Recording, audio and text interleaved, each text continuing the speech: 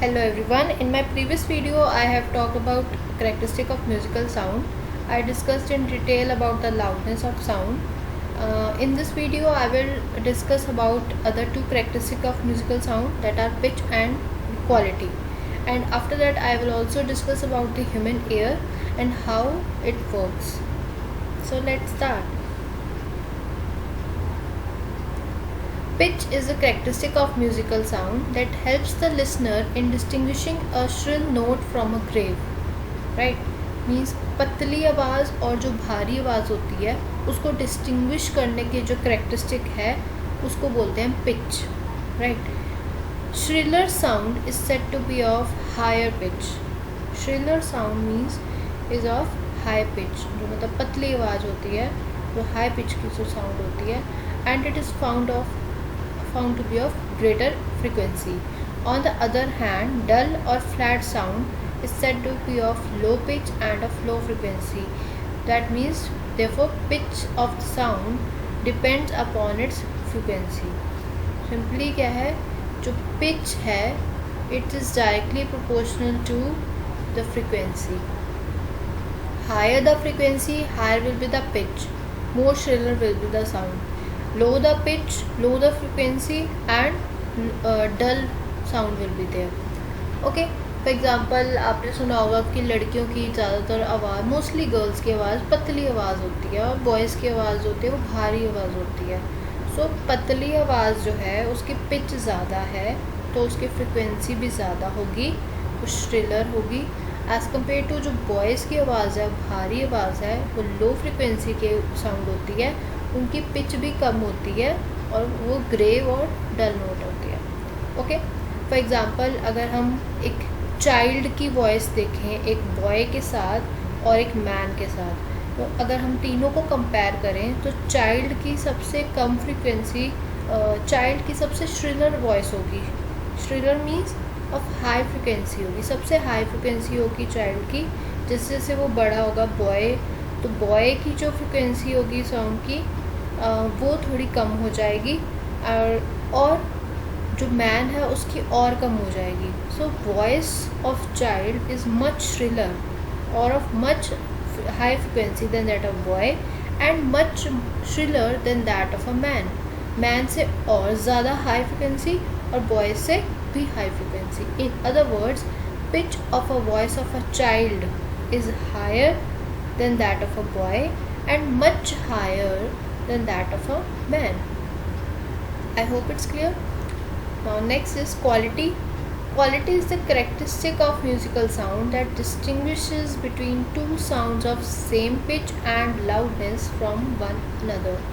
Means if we have musical sounds which are of same pitch and same loudness, then the characteristic which help us to distinguish between the two sounds is known as the quality of sound. Quality का मतलब ये नहीं कि हम बोल रहे हैं कि उसकी आवाज़ अच्छी है, उसकी आवाज़ नहीं, हम आवाज़ की क्वालिटी की बात कर रहे हैं कि मैं बोलती कैसे हूँ, है ना, वो बात कर रहे हैं. ये नहीं कि हम कितना अच्छा बोलते हैं या कितनी अच्छी सुरीली हूँ मैं, वो नहीं बात कर रहे हम. ठीक है. तो क्वालिटी क्या मतलब है? Quality is determined by the number of harmonic components in it and the related amplitude and the phase relations. It is because of the difference in the number of harmonics which are present in the sound of different musical instrument which help us to identify them from the sound produced by them. For example, एक आप ले लो guitar है, एक मेरे पास violin है, तो कोई बंदा गिटार बजा रहा है और कोई वॉयलिन बजा रहा है. दोनों की सपोज़ करो वो सेम ही सॉन्ग बजा रहे हैं दोनों, बट हमें पता चल जाएगा उसको सुनते ही कि ये गिटार पे बज रहा है और वो जो है वो वॉयलिन पे बज रहा है. तो ये होता है क्वालिटी. इसको हम बोलते हैं कि जो क्वालिटी है साउंड की गिटार की और क्वालिटी ऑफ साउंड जो उसकी वॉयलिन की है वो डिफरेंट है.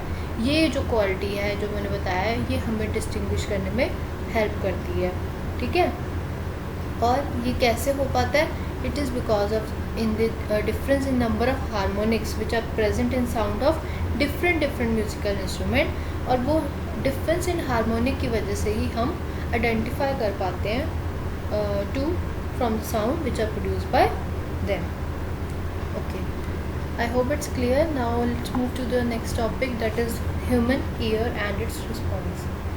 So our ear is the most important organ. It's very important organ, one of the most important. And ear is split into three sections: the outer ear, middle ear and the inner ear. Outer, middle and the inner. Outer ear में हमारा यहाँ तक ये जो part है ये आ जाता है, ठीक है। ये इनर का पूरा स्ट्रक्चर है। इसमें आउटर ईयर में यहाँ पे लेबल किया हुआ पिन्ना। पिन्ना ये पार्ट है जो मम्मी पकड़ के कान खींचती है ना, ये वो वाला पार्ट है पिन्ना, इसको बोलते हैं, जिसको हम टच भी कर सकते हैं, फील कर सकते हैं। आउटर ईयर होता है ये, ठीक है। इनर ईयर को हम अंदर तक तो हम टच नहीं कर सकते, फील नहीं कर सकते, but we can feel and touch the outer ear. So उसमें जो ये पार्ट है pinna, right. Outer ear basically act करता है एक फनल की तरह, ठीक है। मतलब फनल की क्या शेप होती है आपको पता होगा। फनल मतलब ऐसे, तो फनल की तरह मतलब कि जो भी आ रही है साउंड उस सबको इकट्ठा करना, कलेक्ट करना और फिर आगे ट्रांसफ़र करना। तो ये इसका काम क्या है कि जो साउंड आ रही है इसको यहाँ से इसको ये कलेक्ट करता है आउटर ईयर और आगे ये ट्रांसफ़र करता है। इसका काम है ये, इसका फंक्शन जो है आउटर ईयर का वो ये है। और आगे ट्रांसफ़र कैसे करता है? With the help of this passage which is known as auditory canal, right. The outer ear acts much like a funnel which is collecting the sound and transferring it inside head down passage which is ending at the ear drum. और ये जो passage है auditory canal जिसको कहते हैं, ये कहाँ ख़त्म हो रहा है? यहाँ ख़त्म हो रहा है ईयर ड्रम पे। सो ये ईयर ड्रम के बाद जो है वो हमारा मिडल ईयर शुरू हो जाता है और ईयर ड्रम से जो पहले है वो हमारा ये आउटर ईयर चल रहा है। So ear drum is the part which separates the outer ear from the middle ear and it is much like the skin on the drum. Means कि जैसे बहुत ही पतली जैसे ड्रम की स्किन होती है ना, उसी तरीके से कह रहा है कि वैसे जैसे वो वाइब्रेट करती है ड्रम की जो पार्ट होता है, स्किन होता है, उसी तरह ये जो ईयर ड्रम है वो भी ऐसे ही वाइब्रेट करता है। जैसे ये बहुत ही सुपर सेंसिटिव पार्ट है ईयर ड्रम। और यहाँ पे जो भी वाइब्रेशंस हैं साउंड की जो आ रही हैं, जैसे वो वाइब्रेट हो रही है तो वो ईयर ड्रम इतना सेंसिटिव है, इतना थिन है कि वो भी उसके वाइब्रेशंस में वो भी वाइब्रेट होना शुरू हो जाता है। And it also vibrates. It is a thin membrane that vibrate in response to a sound wave, right. तो ईयर ड्रम का तो ये काम है, वो वाइब्रेट करता है और साउंड को फिर आगे ट्रांसफ़र करता है टू द मिडल ईयर। तो ये हमारा यहाँ तक ईयर ड्रम तक, तो आउटर ईयर जो है वो ईयर ड्रम से पहले हो गया और ईयर ड्रम जो है वो हमें आगे कनेक्ट कर रहा है मिडल ईयर से। ये मिडल ईयर में क्या है? ये 3 बोन्स हैं। This is number 1, this is number 2 and this is number 3, right. ये जो 3 बोन्स हैं इन तीनों को मिला के हम बोलते हैं ऑसिकल्स। ऑसिकल्स ये 3 बोन्स हैं, इनके नाम है मेलिस, इनकस, स्टेपिस। और इनको हम हैमर, एनविल और स्टिरअप भी बोलते हैं। क्यों? क्योंकि इनकी शेप ऐसी है, ये हैमर की तरह है, ये एनविल की तरह है और ये स्टिरअप की तरह है। स्टिरअप होता है जो जब हम हॉर्स पे चढ़ते हैं ना, जिस पे हम पैर रख के हॉर्स राइडिंग करते हैं, चढ़ते हैं, तो वो जो स्टेप होता है उस जो बनाया रखा जाता है वो उसको हम बोलते हैं स्टिरअप। सो इसलिए स्टिरअप की तरह है, तो इसका इस बोन का नाम स्टिरअप है। और ये हमारी बॉडी की सबसे स्मॉलेस्ट बोन्स में आता है। सबसे स्मॉल बोन हमारी जो ये है स्टेपिस है, स्मॉलेस्ट बोन है सबसे, ठीक है। तो ये जो मिडल ईयर है इसमें 3 बोन्स आती हैं, right. In the middle ear are the 3 bones, 3 small bones, malleus, incus and stapes, which are called as hammer, anvil and stirrup with respectively because of their shapes. They basically what they do, they transfer the sound wave from the eardrum to the inner ear.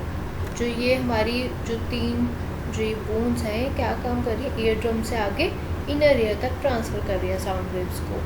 सो इनका काम क्या होता है उसकी amplification करना, ठीक है। ये जो आ रही है साउंड वेव उसको एम्पलीफाई करती है।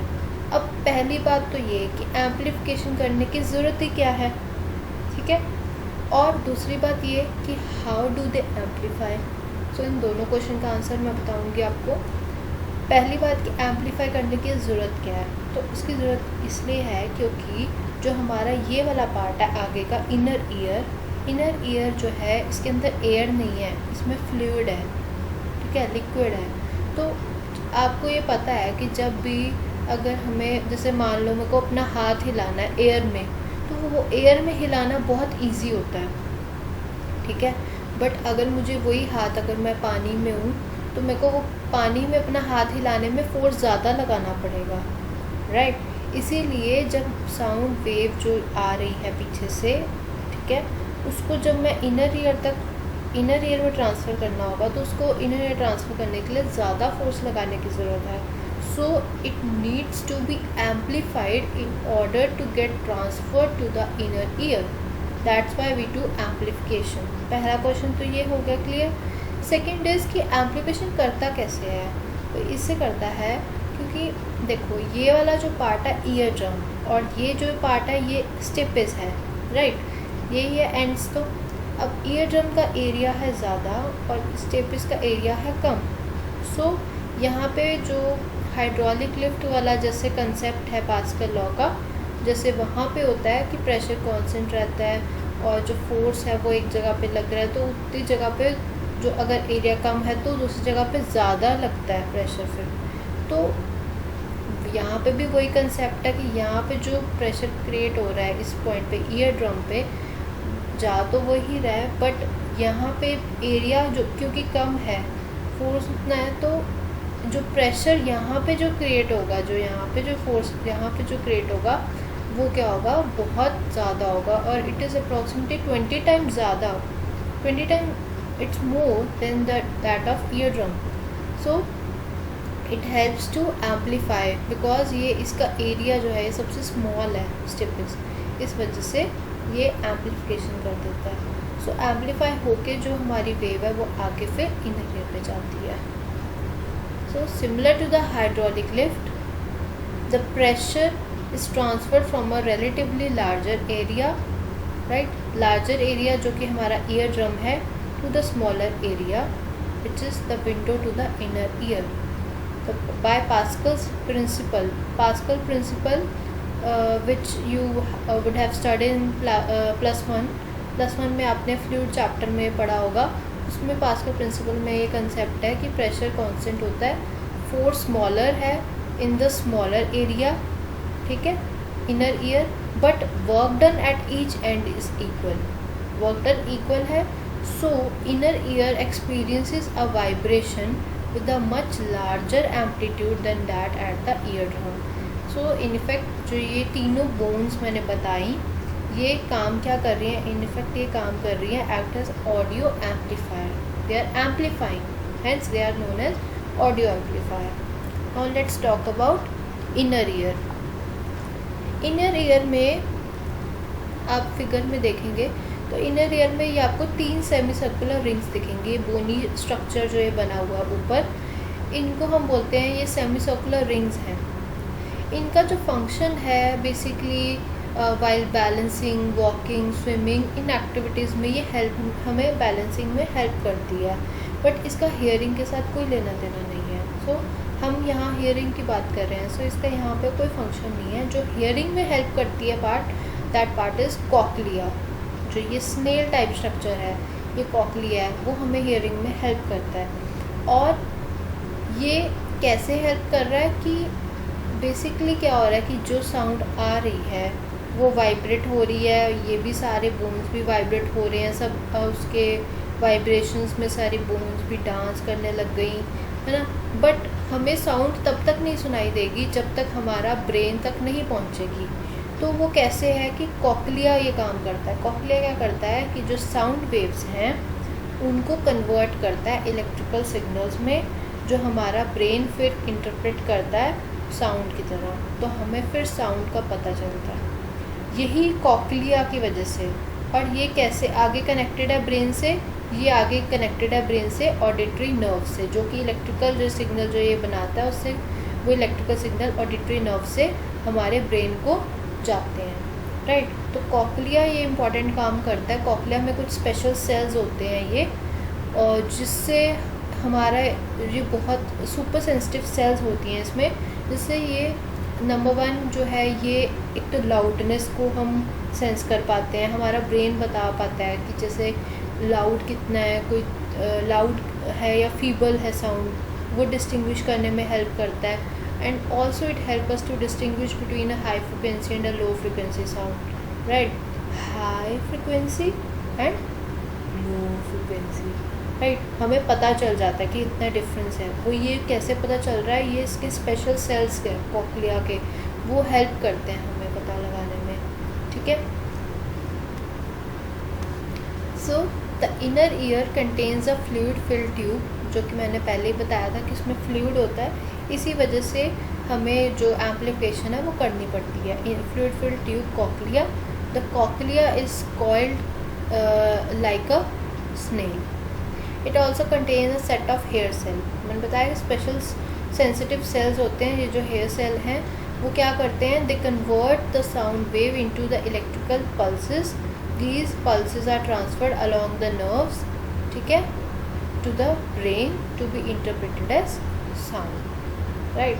Now to summarize all these, main जो समराइज के क्या आता है कि जो आउटर ईयर है वो कलेक्ट करता है साउंड को and it transfers it to the middle ear, then middle ear then amplifies the sound and passes it to the inner ear then convert the sound into electrical signals and they are which are to be sent to the brain, right। now the range क्या है human hearing की, बहुत ज़्यादा है, quite it is large both in term of sound intensity as well as in sound frequency. Humans can hear sound between 20 hertz and 20,000 hertz. This is our audible range, right, which we can hear, audible range of hearing. Now let's see this graph is about the variation of different intensity of persons at different frequencies. So with this graph we find out that the threshold of hearing of an average person at different frequencies, which was found that जो threshold of hearing है, जो कि मैंने आपको first video में बताया था, which is at 0 decibel, because below that we can't hear anything. At this 0 decibel the frequency, right, which is almost it is like more than 2000, right. So this at this frequency it is the threshold of hearing, because it's 0 decibel, right. So our ear is most sensitive to the sound for about 3000. It's about, this point is about 3000 hertz as this graph shows. So I hope it's clear. If you are facing any difficulty or any doubts are there, you can put it your doubt in comment section. So thank you, and that's all for today.